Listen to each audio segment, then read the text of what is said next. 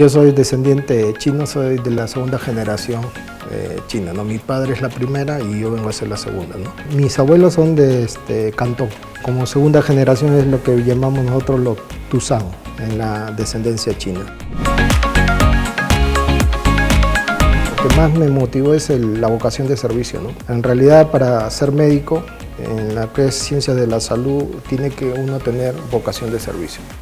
Si no tienes vocación de servicio, prácticamente puedes hacer medicina, pero vas a hacer una medicina mercantilista, no una medicina enfocada a la ayuda del prójimo, ¿no? Tal es así que me decían de que si no hubiera sido médico, probablemente tendría que haber sido sacerdote. Yo hice mi primaria y mi secundaria en la ciudad de Trujillo, porque yo soy natural de Trujillo, y luego me presenté a la Universidad Nacional Mayor de San Marcos, donde ingresé a la Escuela de Medicina en el año 88. Realicé la carrera, prácticamente yo terminé en el año 96 como médico general, luego estuve trabajando un par de años como médico general, más el año de Serum, y en el año 2000 me presenté a la residencia de neurocirugía en San Marcos también, donde yo ahí realizo ya la segunda especialización de neurocirugía en el programa de San Marcos de 5 años. Prácticamente yo vengo a hacer la primera promoción de San Marcos con el programa de neurocirugía de 5 años. Años anteriores la especialización de neurocirugía era de 3 años.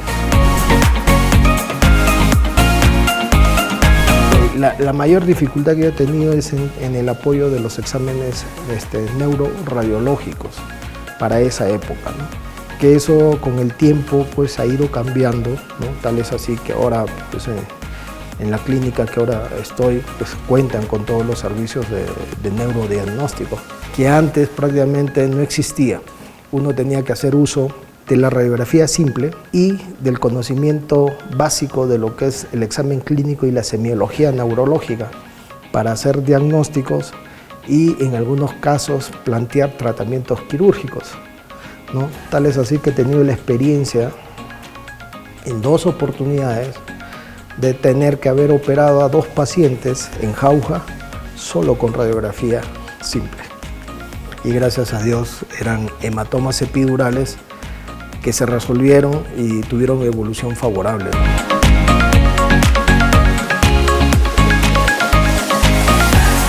El tema del dolor es un tema un poco complejo y mucho hay que entender la fisiología del dolor.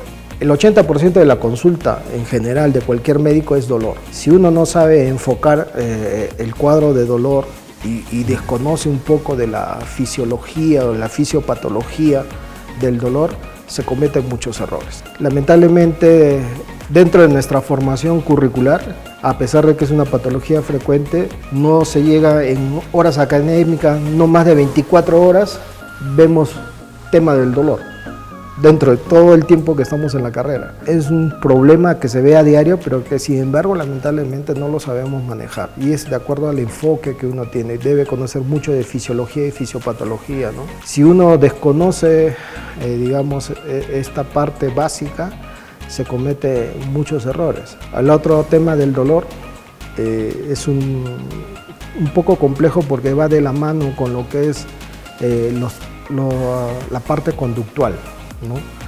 El dolor es un síntoma general, es un síntoma desagradable que va de acuerdo a la conducta. Si yo tengo un dolor crónico, más de 2 semanas, 3 semanas, esto va a influir en el estado emocional del paciente y muchos pacientes terminan con cuadros de depresión. Y si uno no sabe manejar la depresión, además del dolor, pues fracasa. La migraña como tal es un tipo de cefalea, ¿ok? Y es una cefalea de origen vascular. Una de las características en general, o lo más común, o la migraña típica, clásica, es aquel dolor de cabeza que se acompaña de un aura. El aura viene a ser los síntomas prodrómicos o los síntomas previos al dolor de cabeza. Entonces, el diagnóstico de migraña prácticamente es un diagnóstico clínico que se basa en el interrogatorio del médico con el paciente. Si yo tengo un paciente con dolor de cabeza y al cual yo le consulto sobre los síntomas. Hay pacientes que me refieren, doctor, antes que me venga el dolor de cabeza, yo veo luces de colores y posterior a eso me viene el dolor de cabeza. Esa es una típica migraña. O sea, esa sensación de luces de colores viene a ser el aura o los síntomas prodrómicos o los síntomas previos a la cefalea. Y todas las cefaleas o los dolores de cabeza que presenta el paciente siempre se presentan con esos síntomas. Esa es una migraña. Sin embargo, hay otros tipos de migraña. Y hay otros tipos, mejor dicho, de cefalea. Hay cefaleas tensionales, cefalea de Horton, cefalea de racimo, cefaleas secundarias a temas tumorales. O sea, manejo de cefaleas es bien amplio, pero uno tiene que saber enfocar los síntomas y signos en el paciente. Entonces eso mucho ya depende de la experiencia del médico que examina y del conocimiento del cuadro clínico. Ese es por un lado lo que es migraña. Y migraña no tiene nada que ver con el otro tema de aneurisma cerebral. El aneurisma cerebral viene a ser un trastorno de la pared del vaso arterial. Es un problema en la pared arterial, donde la pared arterial se va dilatando, se va generando, como decir, un debilitamiento de la pared, lo que va formando una especie, entre comillas, disculpando la palabra, un chupito. Es algo similar como una cámara de llanta que está vencida y se va adelgazando, se va creciendo. Entonces, mientras que sucede eso, en el caso del aneurisma, el paciente no tiene síntomas. O sea, no existen síntomas previos a que yo diga, parece que tengo un aneurisma. No, lamentablemente, cuando el aneurisma se rompe, o sea, se rompe la pared del vaso, lo que va a producir es una hemorragia cerebral masiva. Es como que la cañería de agua de tu cocina se rompa. Se inunda de sangre el cerebro y eso es lo que provoca que la persona pierda el estado de conciencia, entre en estado de coma. El 80% de los pacientes, si no es más, fallecen en ese momento. Aquellos pacientes que prácticamente sobreviven a ese evento son los que llegan a la emergencia, son los que se logra hacer una tomografía y se logra hacer los estudios para ver el origen del sangrado. Entonces, inicialmente en la emergencia uno hace la tomografía, ve un sangrado cerebral y lo que hay que investigar, ¿cuál es la causa? Segundo paso, hay que hacer un estudio de vasos.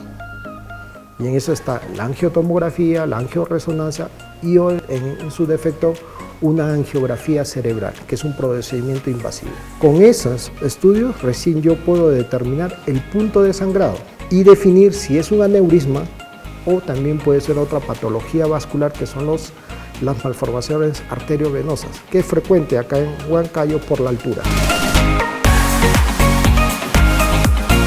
No es tanto que sea más frecuente, sino que ahora yo tengo la capacidad de hacer una angiotomografía, una angioresonancia o una panangiografía, cosa que no tenía hace 15, 20 años. Entonces, muchas de las hemorragias que podrían haberse diagnosticado anteriormente no fueron definidas, solamente quedaron como hemorragia cerebral. ¿Por qué? Porque no tenía los medios de diagnóstico. Sin embargo, para ahora sí se cuenta con los medios de diagnóstico. Acá en la clínica se cuenta con tomógrafo, se cuenta con resonancia, se cuenta con un arco en SEC, donde se puede hacer cualquiera de estos estudios. Entonces yo tengo el estudio inicial de emergencia, que es la hemorragia, pero yo tengo que definir qué es lo que causó esa hemorragia. ¿Es una ruptura de vasos? ¿Es por presión alta? Si es una ruptura de vasos, ¿qué tipo de malformación vascular tiene?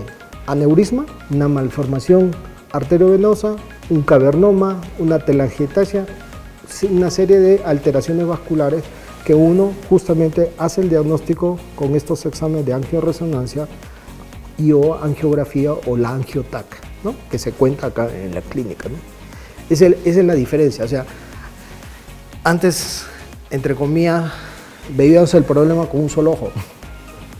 Hoy ya tenemos toda la capacidad de estos equipos que nos permiten hacer ese diagnóstico fino, ¿no? Entonces, aparentemente, la frecuencia ha aumentado. Y no es que la frecuencia haya aumentado, sino que tenemos la capacidad de hacer ese tipo de diagnósticos. En cuanto a la tecnología de lo que es cirugía cerebral, hay una tendencia de lo que llamamos hacer cirugía mínimamente invasiva. Se hace lo que se llama cirugía con neuronavegador. El neuronavegador es un equipo que trata de ubicar un punto en el espacio. Entonces, el resto de equipos, sea el microscopio, sea el tomógrafo, la angioresonancia, son estudios previos que se hacen, digamos, antes de una cirugía con neuronavegación, nos permite ubicar la lesión en el espacio en tiempo real. O sea, viene un paciente, yo le diagnostico un tumor hemisferio derecho frontal de 4x5, pero si el paciente está sentado, la ubicación va a estar, digamos, a 15 centímetros o 60 centímetros del piso, ¿no? Si lo echo, ya cambió la posición. Entonces, la neuronavegación me permite ubicar esa lesión en el espacio. Entonces, al yo tener la ubicación de la lesión en el espacio, me va a permitir que en el momento del manejo quirúrgico yo sea mucho más exacto. Mi margen de error con un neuronavegador bordea entre los 3 milímetros y 5 milímetros. A diferencia que si yo hago una cirugía solamente contando con la tomografía que la veo en mi pantalla y luego yo calculo dónde está la lesión, mi margen de error puede ser de 3-5 centímetros. Entonces, la neuronavegación hoy por hoy permite hacer cirugías que antes, entre comillas, eran proscritas en la parte cerebral. Por ejemplo, las cirugías de tallo vulvar o a nivel vulvar. Hoy con neuronavegador se hacen ese tipo de cirugía apoyadas con los otros estudios. Por ejemplo, en resonancia, de acuerdo al resonador y al apoyo del software, se puede pedir un estudio de tractografía cerebral. ¿Qué significa la tractografía? Dentro de la anatomía humana hay digamos, el inicio y el fin de cómo va la vía motora, la que nos permite movilizar. Esa vía motora, con el estudio de tractografía, que se hace con un resonador, me dibuja por dónde va la vía. Y si hay una lesión, cómo esa vía, si la afecta o no la afecta. Entonces, esa información, cuando yo estoy operando dentro del microscopio, como que me ponen una filmina delante mío y yo estoy viendo que la tractografía y que el tumor, digamos, está a 3 centímetros y solo entro yo, opero el tumor. Con eso yo disminuyo los riesgos de secuela postquirúrgica. Neuronavegación con estudios de neurodiagnóstico, tractografía cerebral que se hace a través de resonancia, angiografía cerebral que me permite dibujar los vasos cerebrales, angioresonancia, todo eso se complementa para que en el momento del acto quirúrgico yo pueda tener un margen de error mínimo con un mínimo de secuela neurológica en el paciente. Los equipos de neuronavegación, digamos, no los tiene todas las instituciones. Y lo que es un servicio por terceros, un servicio que están dando ciertas compañías. Y ahí el tema es el costo, ¿no? A nivel internacional es el estándar de cirugía cerebral, es el estándar utilizar neuronavegación. La cefalea como tal es un síntoma inespecífico. Al yo decir síntoma inespecífico significa que yo puedo tener cefalea o dolor de cabeza porque recibí un golpe, una causa. Puedo tener dolor de cabeza porque me trasnoché, o sea, no dormí toda la noche, voy a tener dolor de cabeza. Puedo tener dolor de cabeza porque no dormí toda la noche y no me alimenté bien, por ejemplo. Puedo tener dolor. Entonces, al ser un síntoma inespecífico, digamos, no necesariamente el dolor de cabeza me habla de que hay una lesión orgánica cerebral. Primer punto. O sea, no todos los dolores de cabeza quiere decir de que yo estoy con un problema cerebral. Cuando el dolor de cabeza se vuelve persistente en el tiempo, una semana, 2 semanas, y este dolor de cabeza puede en algunos casos acompañarse de náuseas, vómitos, ya ahí sí uno tiene que, como se dice, ponerse en alerta. Porque ahí sí hay un tema de lo que llamamos síndrome de hipertensión endocraniana. La presencia de náuseas, vómitos, más cefalea es un cuadro de hipertensión endocraniana donde sí podría haber una causa orgánica. Cuando yo hablo de causa orgánica, alguna lesión cerebral. Como mínimo, debe tener un estudio tomográfico. Esa es, digamos, la conducta. Pero si es una cefalea o un dolor de cabeza eventual en el tiempo, que aparece y desaparece, o que aparece con los cambios conductuales emotivos de la persona, no tiene, digamos, mucho peligro o estar muy alerta.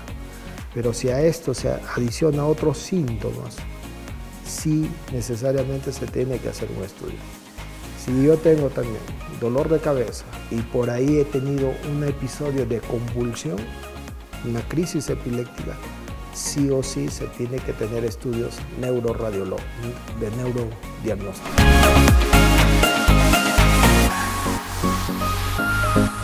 El apoyo de la tecnología es lo que nos va a permitir, digamos, hacer esa diferenciación de recuperación. Si yo tengo cero daño, digamos, de lesión postquirúrgica, la recuperación del paciente va a ser inmediata. Si yo tengo mayor lesión postquirúrgica, la recuperación va a ser lenta. Y también la recuperación va a depender de la ubicación de la lesión y de la extensión de la lesión. Lamentablemente a veces nosotros hacemos diagnóstico cuando las lesiones son muy grandes, ocupan demasiado espacio. Entonces ahí lamentablemente el riesgo de lesión o de secuela neurológica es mayor. Y también va a depender del tipo de lesión. Hay lesiones que son encapsuladas. Uno saca la lesión de la cápsula y prácticamente no dañó el cerebro. Pero hay lesiones que no tienen cápsula, o sea que no tiene límites, no tiene borde. Al no tener borde, al tratar de sacar la lesión, uno va, digamos, a aumentar el riesgo de lesión neurológica porque no defino yo célula buena de célula mala. Si bien el microscopio es un instrumento que nos ayuda en la cirugía, ¿okay?, el riesgo de lesión en una lesión que no tiene bordes definidos, el riesgo de secuela neurológica es mayor, ¿no? Hay técnicas que dentro del acto quirúrgico se colocan sustancias, por ejemplo la fluoroceína, que pinta las células malignas. Entonces yo voy haciendo la resección del tumor de ese tejido pintado. Entonces con eso de alguna manera reduzco el riesgo de dejar una secuela postquirúrgica.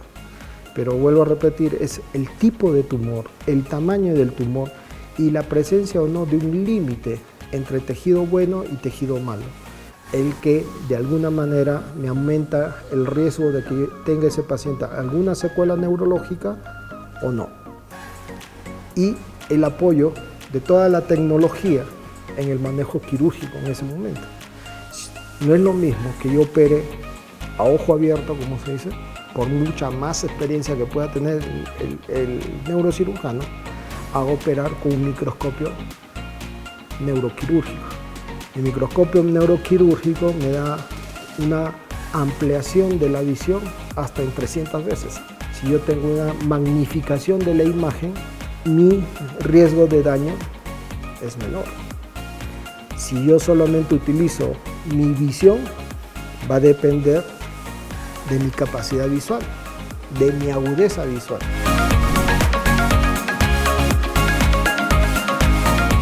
La inteligencia artificial no va a llegar, es la parte emotiva del ser humano. O sea, yo puedo tener una computadora con todo un bagaje de conocimientos y me va a responder, me va a dar la respuesta, probablemente correcta, pero probablemente no me dé la emotividad que sí tiene el ser humano. Entonces, por ahí es lo que busca la inteligencia artificial, ¿no? Ahora, no está enfocada la inteligencia artificial en que yo tengo un déficit neurológico, producto de una lesión, y que ahí me ponen un chip y me reemplaza la función. No, por ahí no va lo que es el tema de inteligencia artificial, sino la inteligencia artificial es un artefacto que me dé una respuesta social adecuada con una persona, ¿no? Entonces, por ahí va lo que es inteligencia artificial. Digamos esto de los robots meseros, ¿no? Te toman la orden, pero ahí nomás queda. No hay la parte emotiva, a diferencia que un ser humano sí la tiene. Entonces, el enfoque va por ahí, pero no tanto en la parte médica. No existe, digamos, digamos de que yo voy a reemplazar una función perdida con un chip, por ejemplo. Todavía no llegamos a ese nivel. Probablemente en algún momento se llegue a ese nivel y bueno, ahí ya me quedaré sin trabajo.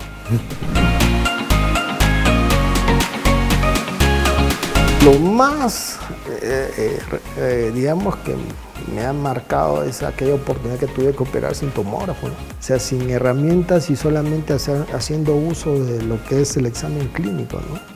Y la satisfacción de haber podido ayudar a esas dos personas, ¿no? Eran pacientes ya mayores de edad, ¿no? De 50 a 60 años. Habían sido encontrados en la vía pública, aparentemente en estado etílico, abandonados, llegan a la emergencia. Bueno, solamente en ese tiempo se tenía rayos X, se hace una placa de rayos X.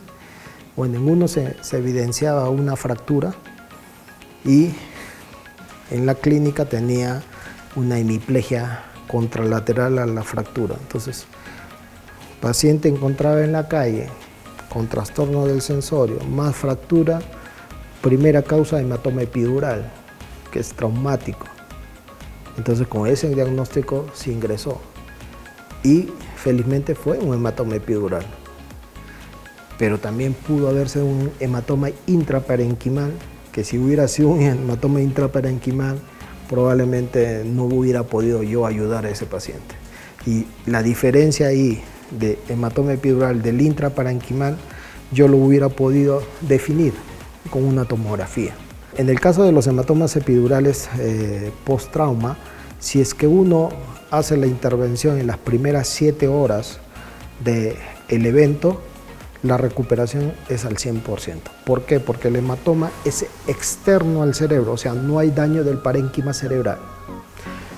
Pero sí, el hematoma epidural lamentablemente tiene una tasa de mortalidad muy alta. Si uno no actúa, la mayoría de pacientes fallecen, porque el coágulo empuja al cerebro y eso es lo que provoca la muerte de la persona. Pero si se interviene rápidamente, el paciente después de operado, al día siguiente está con todas sus funciones neurológicas normales.